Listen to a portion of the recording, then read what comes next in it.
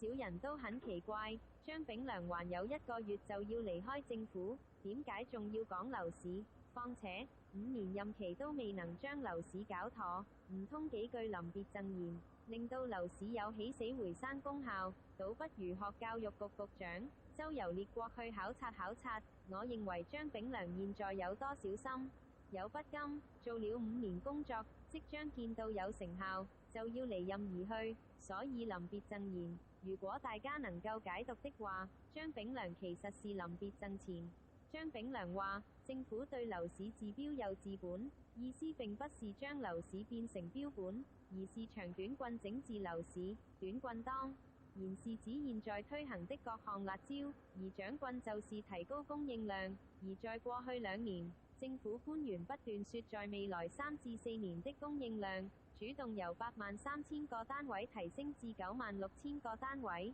已是在這方面的決心。但不少有名氣評論員經常撰文表示，政府沒有能力將供應量提高至所說的數字。他們甚至話，即使政府有能力，地產商有持貨能力，會將供應量維持在每年16000個單位。但是他們還未想到，只要政府唔將供應量降低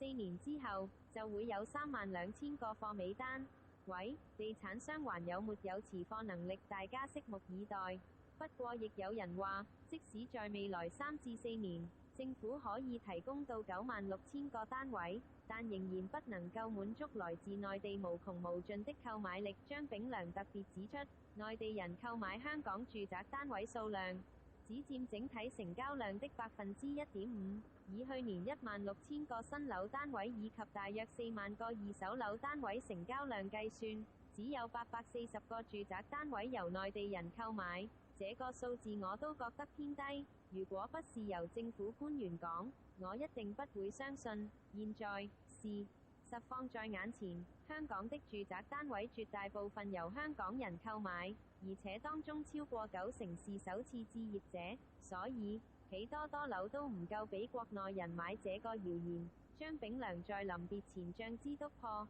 在這個幻想破滅之後，樓價又如何抵擋源源不絕的供應量？如果有人理解到張炳良的說話，就知道他的贈言即是贈錢。